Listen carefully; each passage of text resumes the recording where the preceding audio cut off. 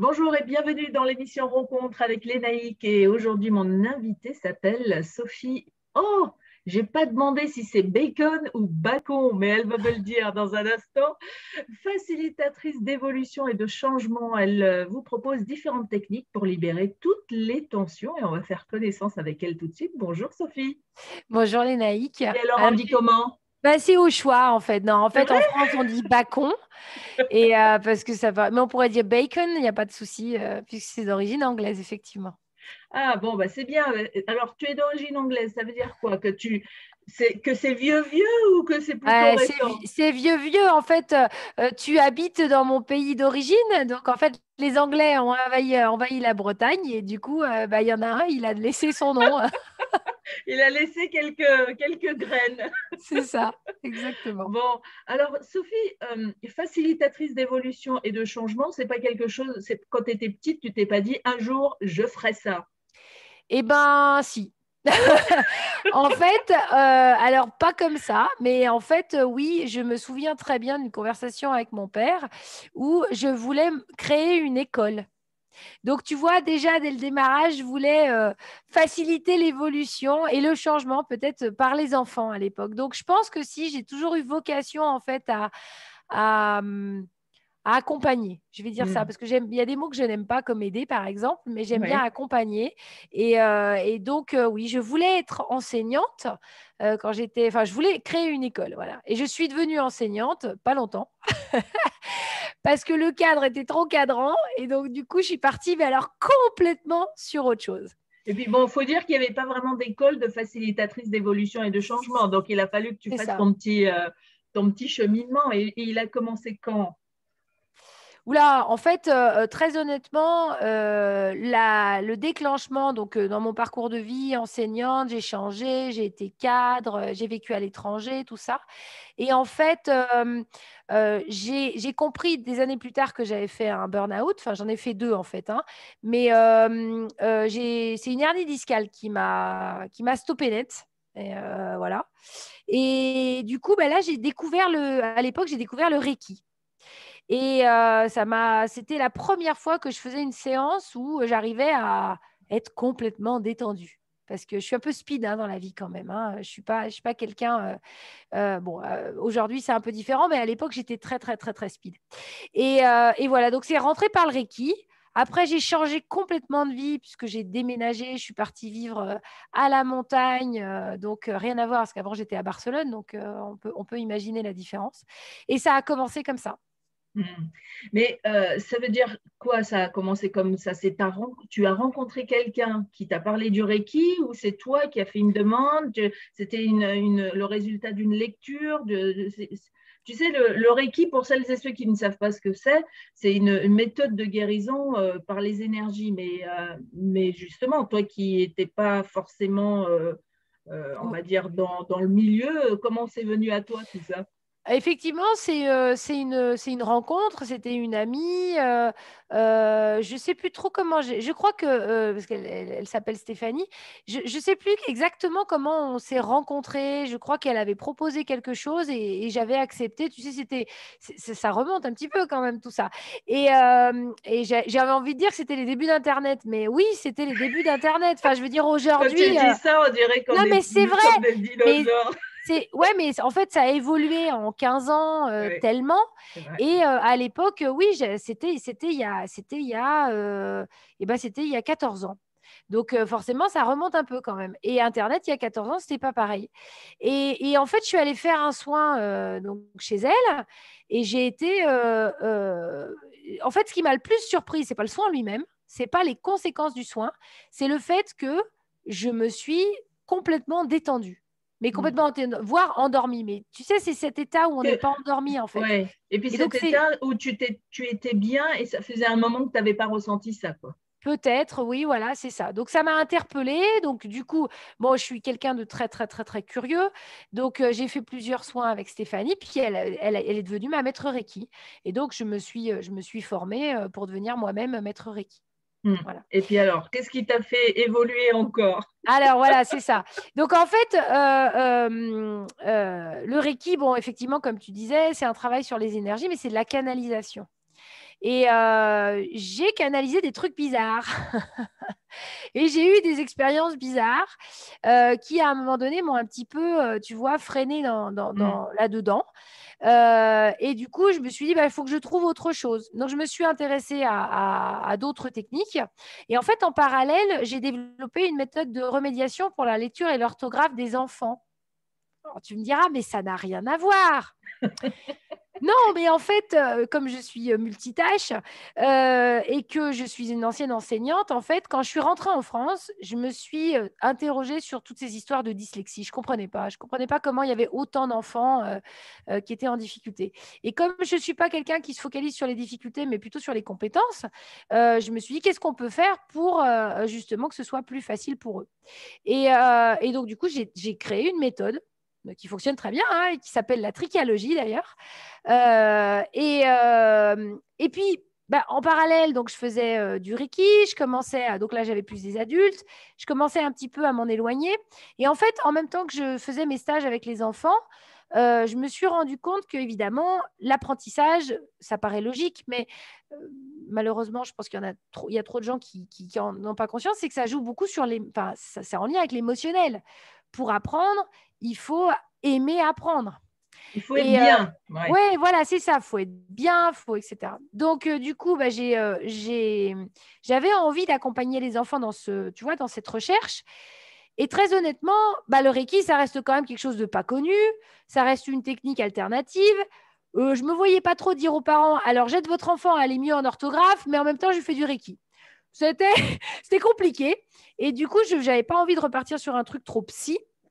Et en fait, j'ai fait de l'écoute profonde. Donc, l'écoute profonde, c'est vraiment écouter le cœur, quoi. Mais donc, ce sont des mots qui émergent, qui viennent de la personne que moi, je ne connais pas, mais qui peuvent venir de plein de plans différents. Donc, c'est ce que je fais aujourd'hui, qui est de la thérapie quantique, en fait.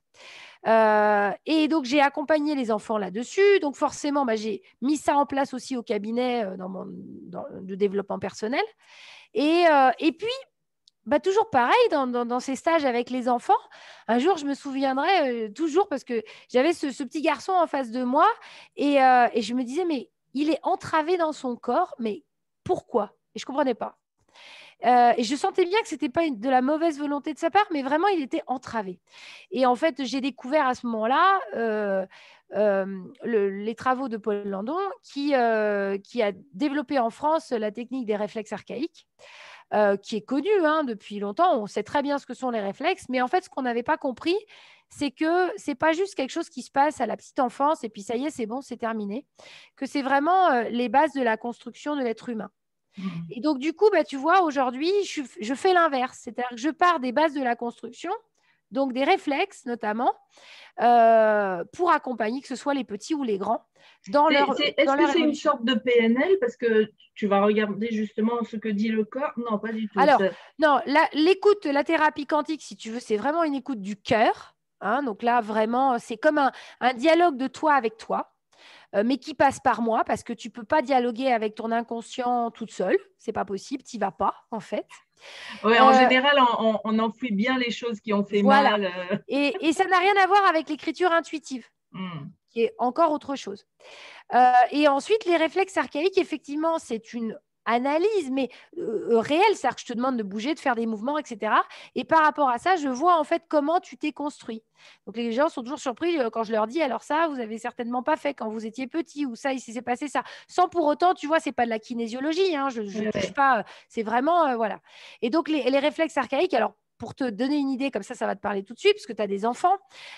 Tu te souviens que ton petit, bah, quand tout petit, tu lui mettais le doigt dans la main et il serrait ton doigt. Oui. Oh, c'est merveilleux, il m'aime. Non, ça n'a rien à voir. Désolée, je suis désolée. Il me reconnaît. Oh.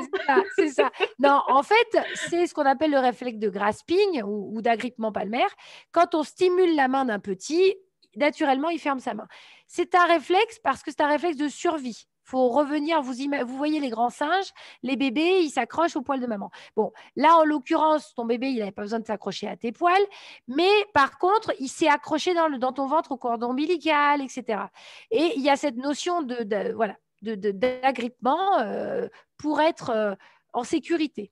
Donc, ce réflexe, il est important parce qu'il faut qu'il soit là à la naissance, mais il doit s'intégrer. Il ne disparaît pas, hein. C'est juste qu'il rentre dans la boîte. Et à un moment donné, tu es une jeune adulte, tu passes ton permis, tu as une voiture, et puis tu te fais rentrer dedans. Et qu'est-ce que tu vas faire sur ton volant? Tu vas t'agripper à ton volant. Et ton réflexe, tu es d'accord, tu ne te dis pas, il faut que je m'agrippe à mon volant. Non, tu le fais parce que tu sais que ça va rentrer en ligne de compte dans ta survie. Et si tout va bien, le réflexe, il a été là quand il fallait, puis il va se ranger dans sa boîte. Puis des fois, il ne se range pas. Parce que le choc émotionnel a été trop fort et il reste actif. Alors là, je te parle chez une jeune adulte, mais on peut imaginer chez un enfant ce que ça peut faire si le réflexe ne s'intègre pas. Il va avoir du mal à écrire, il va tenir son stylo comme ça. Psychologiquement, il va faire des colères, il va avoir du mal à lâcher les choses, même exprimer ses sentiments. Tu vois, on peut aller vraiment là-dedans. Et donc, chez une jeune adulte qui, par exemple, n'a pas, après l'accident, ça s'est réactivé, elle va avoir plein de problèmes de préhension, elle ne va pas comprendre pourquoi. Et si le kiné ne travaille pas dans cet objectif, ça peut durer longtemps et ça peut devenir handicapant. Oui, c'est ça. C'est ce que j'allais dire. Non seulement ça peut devenir handicapant, mais ça peut devenir handicapant et bloquant de ce fait dans ma vie, quoi. Et alors, je vais aller plus loin du coup, parce que tu me tends la perche. C'est que ça va devenir bloquant psychologiquement. C'est-à-dire que si un enfant grandit, il va pouvoir, à la fin, il va y arriver, il va faire beaucoup d'efforts, mais il va y arriver, bien sûr qu'il va y arriver. Mais tu peux imaginer quelqu'un qui grandit avec toujours ce réflexe. Donc, les personnes qui ont du mal à lâcher prise, ou qui sont un peu gripsous aussi, ou qui ont du mal à jeter, tu vois, qui accumulent les choses. Qui vont générer des… Moi, j'ai eu une patiente, il n'y a pas très longtemps, enfin une cliente, qui est venue et qui me dit, elle venait pour de l'hypnose. Je fais de l'hypnose aussi, de temps en temps. Et elle me dit, voilà, j'ai une phobie. Dès que je monte dans ma voiture, c'est la panique. J'ai la phobie de conduire. Bon. Puis elle me raconte son histoire et je la voyais tout le temps. Oui, parce que quand je conduis, parce que voilà. Bon, bref. Je dis, écoutez, si vous voulez bien, est-ce que vous êtes d'accord pour, avant qu'on fasse de l'hypnose, que je vous teste 2-3 réflexes? Et notamment, donc je teste. Et le réflexe sort, mais plus. On a travaillé sur le réflexe. Et à la séance suivante, c'était terminé. Elle est arrivée, je lui dis, alors, comment ça va? Comment vous vous sentez par rapport à votre phobie? Puis elle me regarde, elle me dit, mais moi, j'ai pas de phobie. Genre, j'ai oublié, quoi. Et je dis, écoutez, c'est génial. Et comment ça va? Oui. Et en fait, en 2 séances, elle a résolu le problème. Comme quoi, tu vois, ça a vraiment un impact psychologique. Donc, pour moi, aujourd'hui, ce sont les briques de construction vers l'évolution. Et c'est vraiment symbolique, c'est que le bébé, dès le ventre de sa maman, il déclenche ses réflexes. Donc, c'est important qu'il les intègre de façon optimale. Alors, souvent, la question qu'on me pose, c'est pourquoi il ne les intègre pas? Ou pourquoi il ne reste pas… Alors, je te pose la question, pourquoi est-ce que… il y a un déséquilibre finalement, puisque au départ, c'est naturel. Voilà, c'est ça. Au départ, c'est ce qu'on pourrait considérer un programme informatique, tu vois. Mais pour que ça s'intègre, en fait, il y a des processus moteurs, pardon, j'arrive pas à trouver le mot, mais bon, ça va me revenir. L'enfant va aller dans des étapes motrices. Il va d'abord être sur le dos, puis il va chercher à se retourner, puis il va ouvrir la main et chercher à attraper des objets, etc., etc. Et il y a tout un processus qu'on voit en tant que parent. Quand ce processus est incomplet, parce que l'enfant n'a pas assez exploré, ou parce qu'il est passé très vite en station debout, ou parce qu'on l'a assis trop rapidement, ou il a été dans un parc ou dans un transat, qu'il n'a pas exploré non plus le fait de marcher pieds nus parce qu'on lui a rapidement mis des chaussures. Tout ça, ce sont des petits cailloux qui peuvent faire que les réflexes ne vont pas s'intégrer de façon optimale. Ah, c'est merveilleux que tu dises ça parce que j'ai une émission régulière avec une éducothérapeute qui est installée à Quimper et justement, elle explique que souvent, un des problèmes des parents, c'est qu'on veut aller trop vite et on ne laisse pas notre enfant faire lui-même. Et donc, on va, par exemple, quand il va marcher, on va lever ses bras, ce qu'il ne faut absolument pas faire parce que ça va le déséquilibrer. Enfin, il y a plein de choses comme ça. Et c'est vrai que si on ne sait pas ça, on fait des erreurs en tant que parent et ça se répercute en fait dans la vie de notre enfant. Tout à fait, on pense bien faire, on se Mm. dit que bah, il y a un confort aussi. C'est sûr qu'un enfant qui marche, c'est confortable pour des parents. Et puis il y a toujours ce côté, oh là là, oui, il a marché vite. En fait, moi, je connais personne à 20 ans qui marche pas, sauf parce que s'ils n'ont pas un problème moteur, ils marchent tous, hein. À un moment donné, ils se lèvent tous. On n'est pas pressé, en fait. Mais pareil, le transat, c'est confort pour les parents, mais c'est une catastrophe pour les enfants. Parce qu'en fait, ils sont bloqués dedans. Donc, ils ne peuvent pas explorer le monde. Mm. Euh, il y a plein de choses comme ça dont on pourrait parler. Alors après, c'est pas, moi, je suis pas là pour culpabiliser les parents. Et quand les enfants viennent me voir, les parents viennent avec une thématique qui parfois est comportementale ou qui Ouais, est ouais. une difficulté d'apprentissage. Et quand ils commencent à me dire, mais pourquoi? Je dis, écoutez, vous savez quoi, en fait? Le pourquoi, on va pas, d'abord, on va pas le savoir. Puis en plus, ça va pas nous donner la solution. Mm. Donc, on s'en fiche un peu. Hein, on travaille sur comment est l'enfant aujourd'hui, puis on avance. Puis ça, c'est vraiment ma façon de voir les choses, tu vois. Moi, je reçois beaucoup, Oui, puis on beaucoup n'a pas de… besoin de tout expliquer non plus.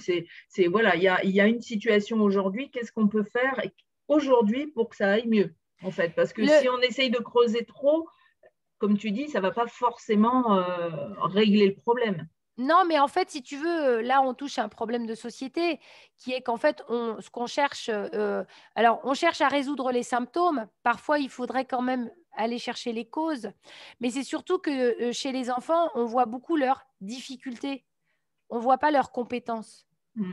On va mettre le doigt sur il ne sait pas faire ça. Oui, mais qu'est-ce qu'il sait faire? Tu vois? Et ça, c'est vraiment moi, c'est vraiment ma façon de travailler. Et je reçois beaucoup d'HP parce que je suis un peu HP, enfin, pour ceux qui ne l'avaient pas compris. Alors, HP au Et potentiel, hein? au Oui. potentiel, Mm. zèbre, bref, pensée en arborescence, peu importe l'étiquette. Euh, euh, et en fait, moi, j'ai beaucoup de gens qui viennent en me disant, voilà, j'ai cette caractéristique, je suis HP et je le vis comme un problème. Ah bon? Mais pourtant, c'est génial, quoi. Enfin, je veux dire, Mais c'est… oui, alors là, encore une fois, tu mets de l'eau à mon moulin parce que j'ai interviewé un papa d'un enfant EHP, justement, et il expliquait que beaucoup d'enfants EHP sont en difficulté scolaire, voire en échec scolaire, parce qu'on n'a pas su détecter leur potentiel, justement. Et donc, comme ils s'ennuient, eh ben, parfois, ils vont faire n'importe quoi ou pas du tout écouter, et ce qui donne bien sûr des résultats catastrophiques à l'école. Ça pourrait faire partie d'une interview complète. Ah oui, Donc, oui, je ne vais oui. pas rentrer dans la brèche parce que sinon, tu ne vas pas m'arrêter. Mais oui, tout à fait, bien sûr. Après, le diagnostic ne fait pas tout. C'est juste, je vais juste te dire ça. C'est bien, mais en fait, il faut juste être à l'écoute, effectivement, des besoins de nos enfants.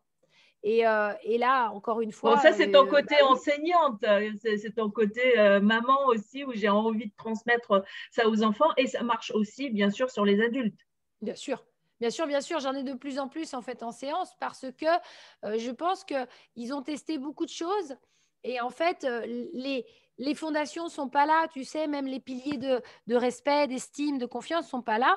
Et finalement, pour moi, le pilier, c'est la sécurité. Et tout être humain, s'il ne grandit pas dans la sécurité, mais attention, la sécurité, ça ne veut pas dire avoir un papa, une maman et un environnement calme, hein, ça n'a rien à voir. Hein. La sécurité, c'est quelque chose de beaucoup plus subtil.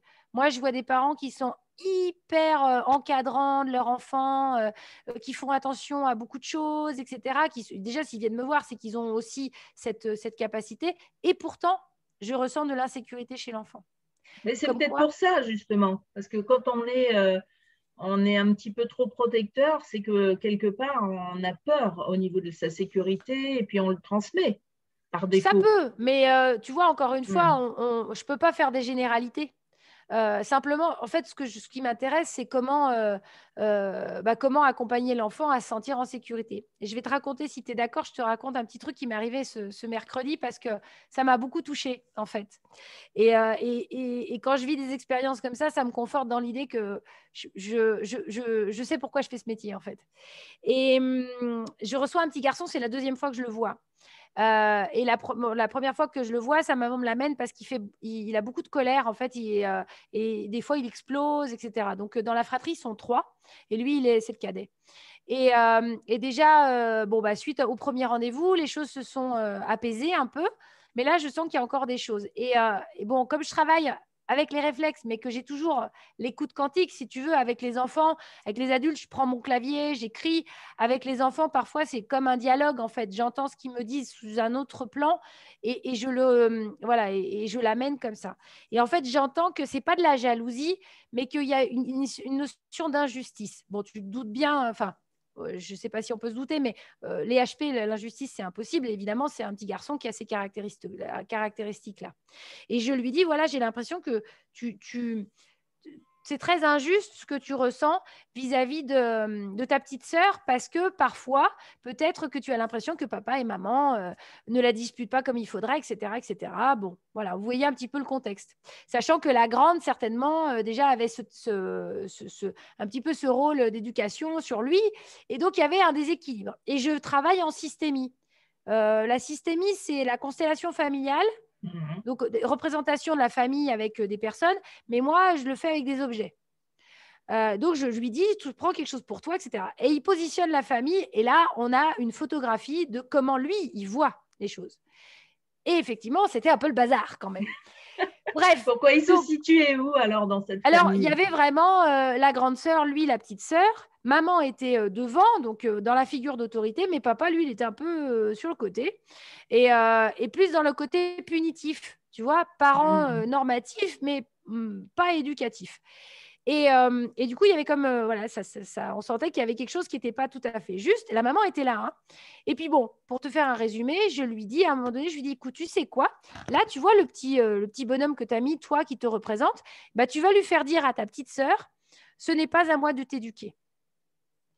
Je suis ton grand frère, mais ce n'est pas à moi d'avoir ce rôle d'éducation. Alors, je n'ai plus exactement la phrase oui. que je lui ai dit, et donc il a répété la phrase. Et voilà. Bon, après, on a fait notre séance avec d'autres choses.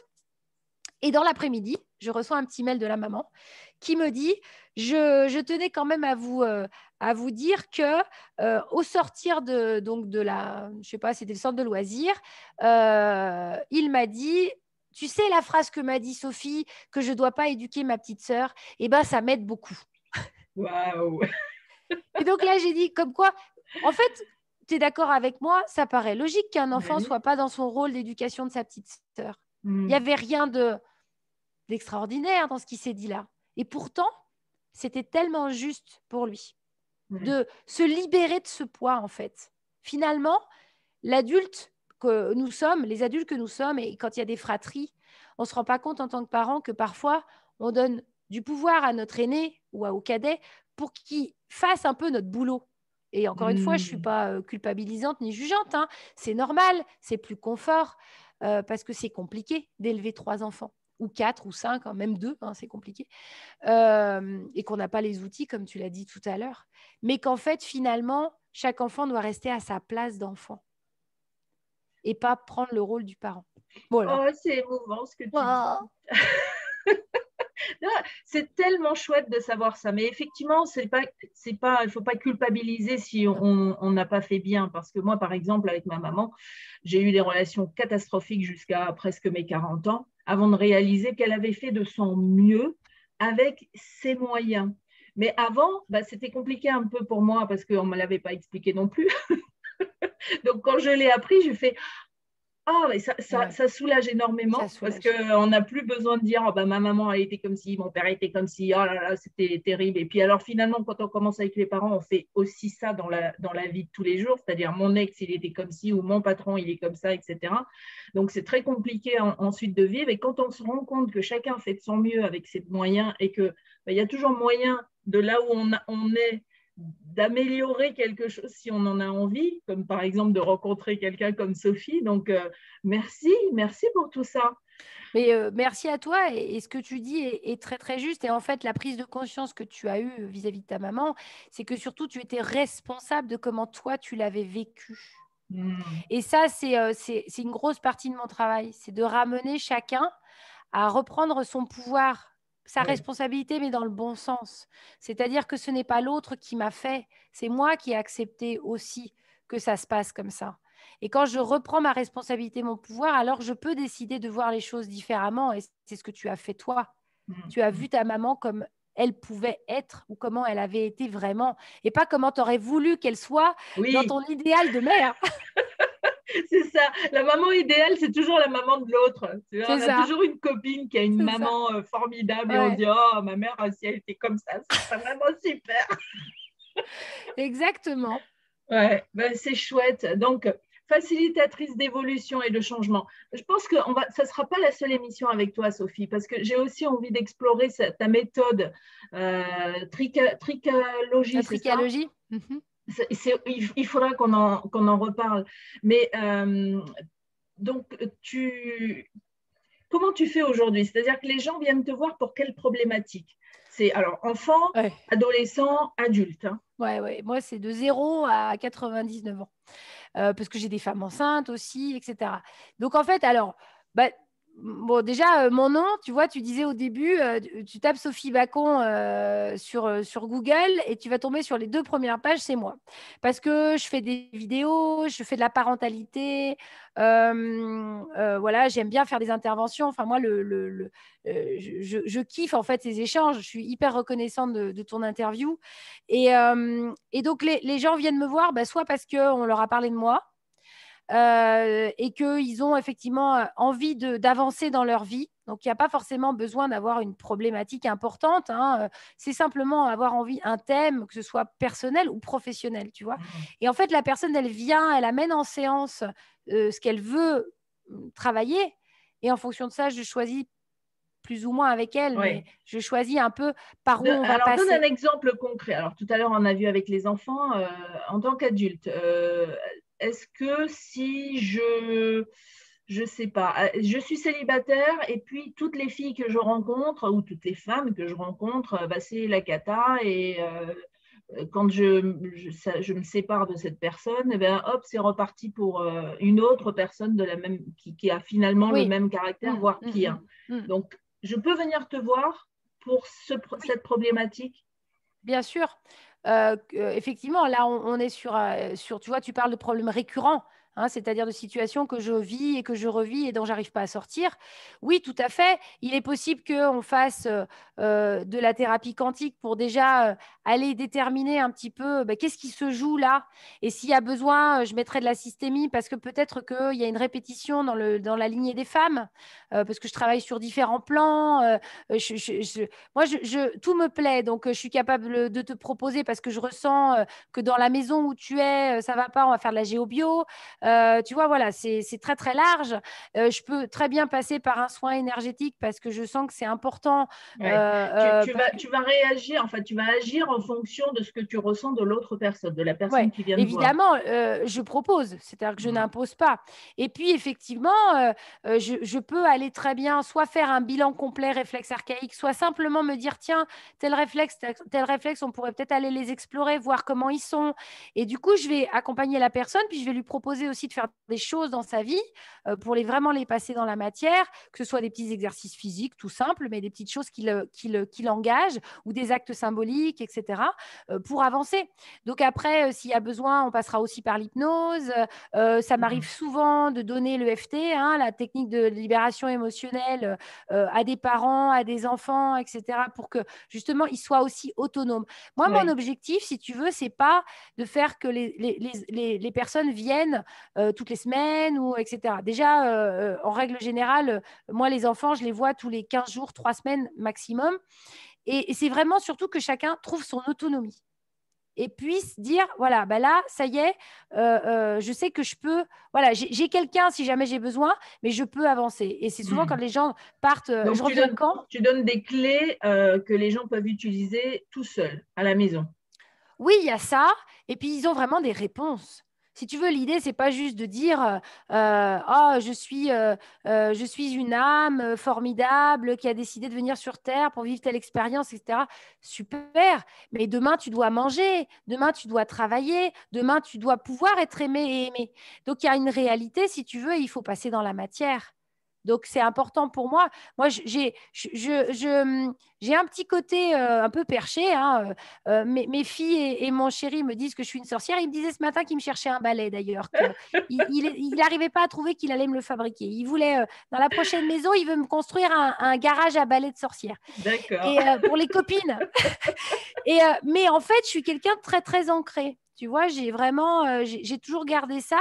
Et donc, pour moi, c'est important que la personne, elle sorte de là avec, en se disant, bah voilà, OK, ça, c'est concret et ça, je peux le mettre dans ma vie, quoi. J'ai des réponses. C'est pas juste une séance où on me parle de mes guides ou etc. Non, c'est vraiment la personne qui se parle à elle-même, tu vois. Oui, oui. Ouais.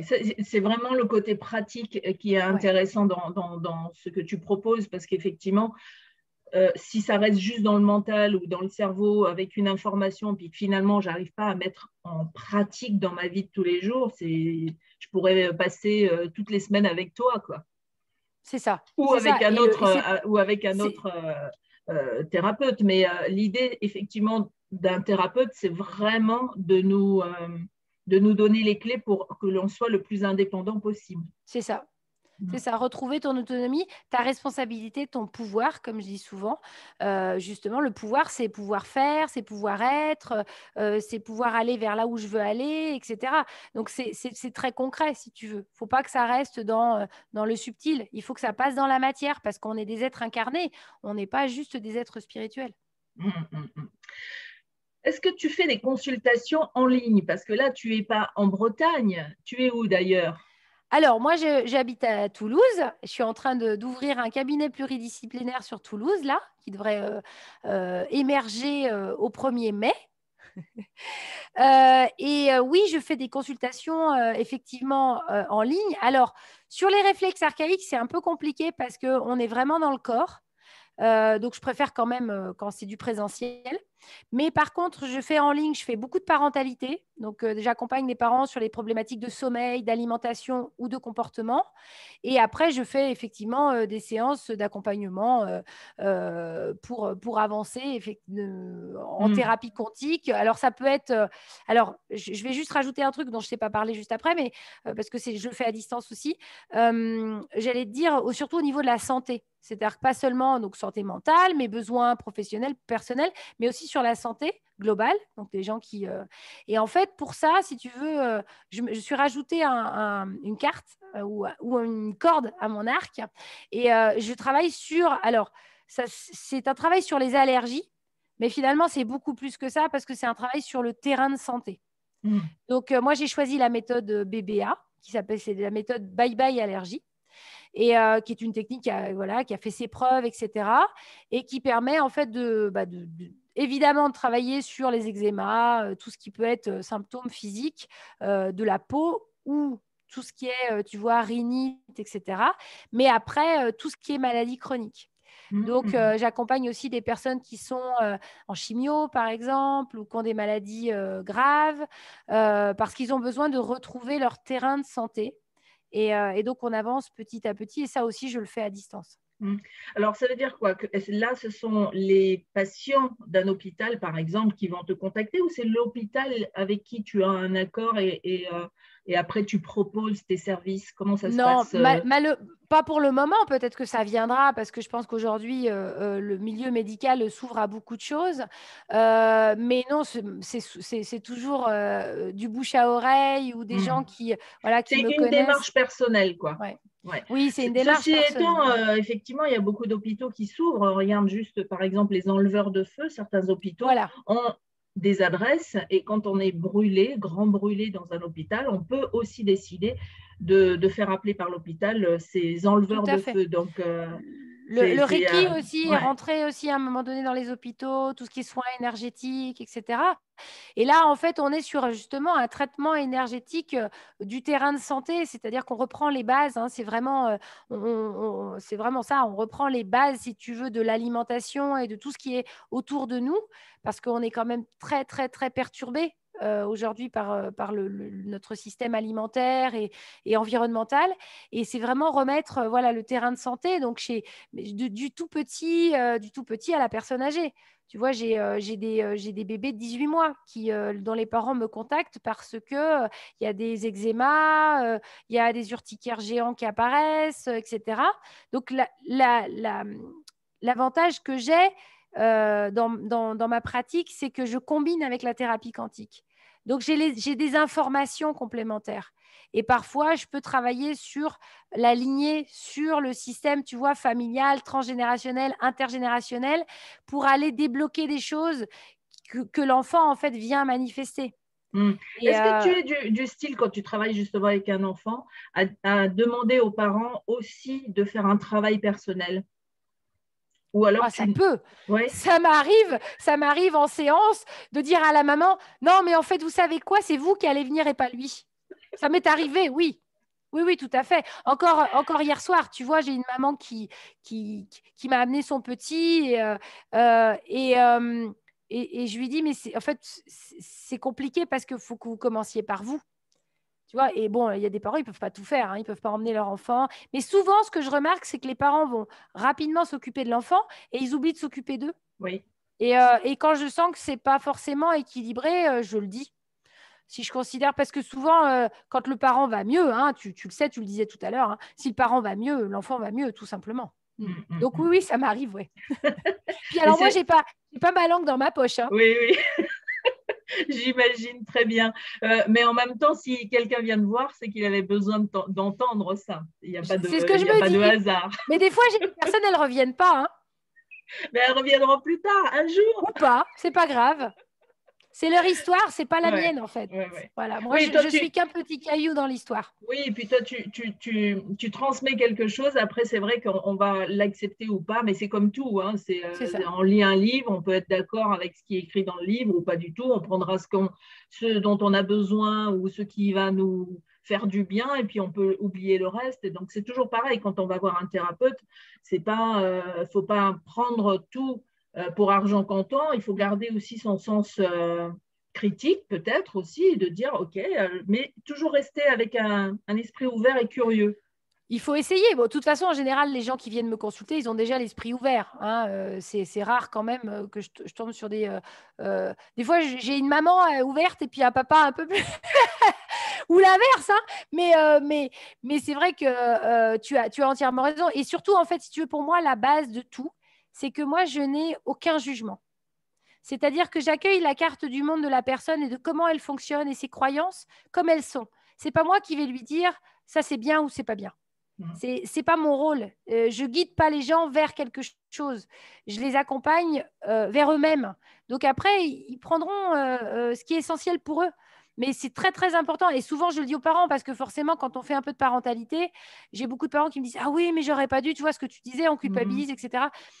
Non, non, ça ne sert à rien, c'est fait, c'est fait. On peut toujours revenir en arrière. C'est ça qui est génial en tant que parent, c'est qu'un enfant, si on fait les choses mieux, il prendra le mieux. Et puis, ce qui s'est passé avant, il ne va pas forcément. Bon, après, je ne parle pas de choses graves, mais je veux dire, voilà, si on a fait des erreurs d'éducation, il n'y a rien de dramatique. L'enfant, il ne nous en voudra pas.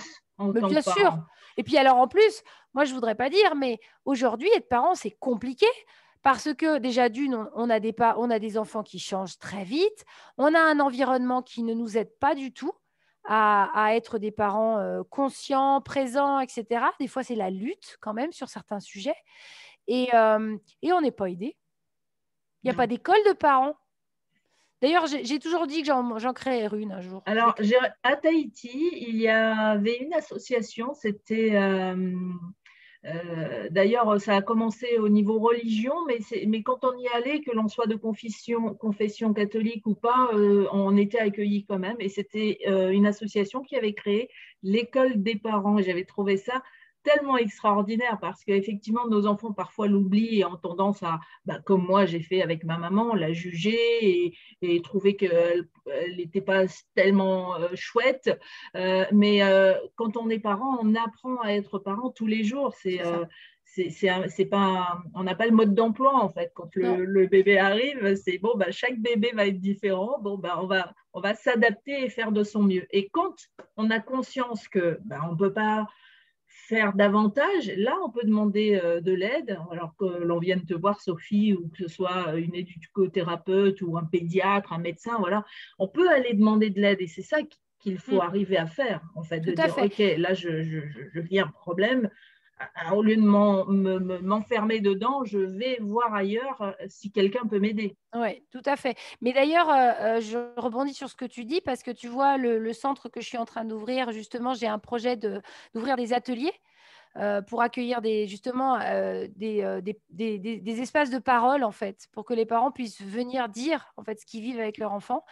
Et s'il y a un truc que tu vois, on peut donner aujourd'hui, c'est un bouquin. Plusieurs même, mais Claude Almos, donc Halmos, Claude Almos, a écrit un bouquin qui s'appelle L'autorité expliquée aux parents.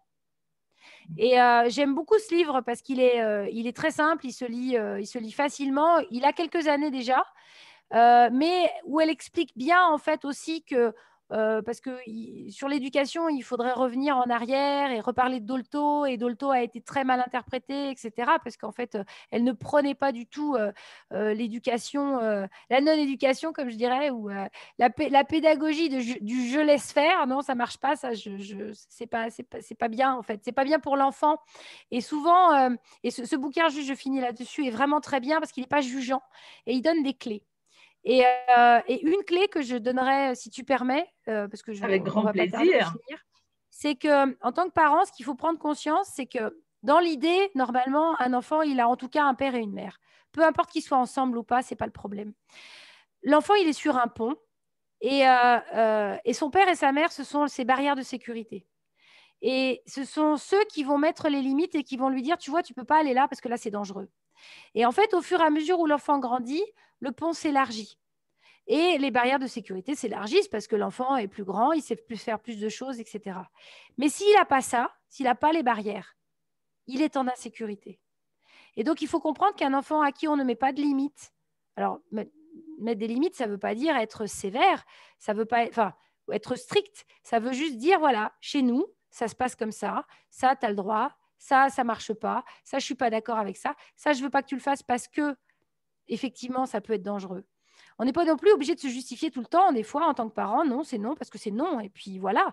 Mais l'enfant a aussi besoin de comprendre pourquoi. Et Oui, peut-être que c'est non parce que ça vous fait peur. Bah, dites-le. C'est pas un souci en fait. oui. Exprimer sa propre émotion, ça permet aussi à l'enfant de comprendre. Moi, j'ai mis du temps à comprendre que parfois je me mettais en colère parce que j'avais peur. Et quand j'ai dit à ma fille un jour, bah, tu sais, en fait, je suis en colère parce que j'ai peur que ça, il se passe ça. Et ça a tout de suite désamorcé la situation. Donc, il faut vraiment imaginer qu'en tant que parent, on est ça, on est des barrières. Et on peut être un peu différent, papa, maman, mais c'est bien quand même d'essayer d'avoir une ligne de conduite. Parce que sinon, l'enfant, il en profite un peu. Mais vraiment, ayez cette image du pont avec les barrières et que vous allez ouvrir au fur et à mesure. Puis de temps en temps, peut-être qu'il faudra les resserrer parce que ça déborde un peu. Parce que l'enfant, son boulot à lui, c'est d'essayer d'aller casser les limites. Oui, Donc, effectivement, comme tu disais, il y a des moments où on se dit merde, je me suis trompée, j'aurais pas dû crier sur lui aujourd'hui. Et demain, je ferai différent. C'est pas la oui. peine d'aller s'excuser non plus. Hein. On est des parents. On a aussi notre voilà, il faut garder la place de l'enfant. Et c'est ce que j'aime aussi beaucoup dans ce bouquin de Claude Almos, c'est qu'elle rend la place de l'enfant et celle de l'adulte.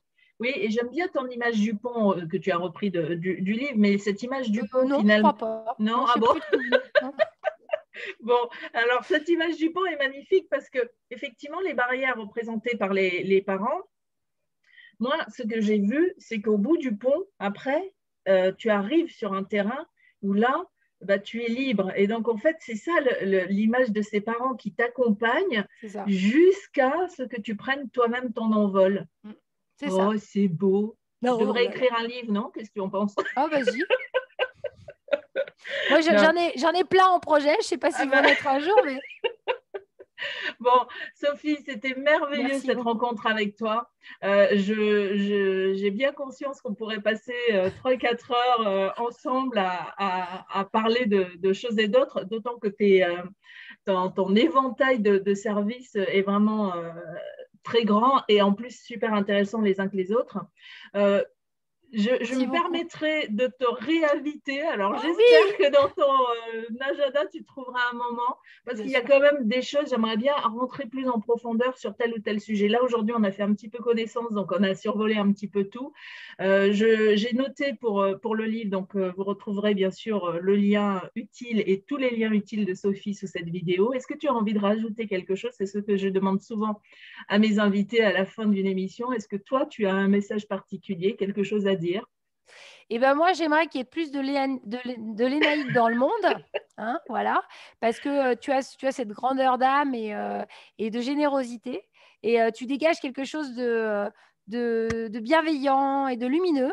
Et donc, ce que je veux rajouter, c'est que je te remercie 1000 fois de ce temps que tu m'accordes, de cette possibilité peut-être de parler et voilà, de vulgariser des choses et Oui, puis surtout de simplifier et de dire que voilà, tout n'est pas un problème et qu'il y a des solutions partout. absolument. Et ça, pour les gens qui me suivent régulièrement, ils le savent. J'aime les choses simples, faciles, Voilà, faciles, se faire la vie facile, c'est c'est tellement ça. plus chouette.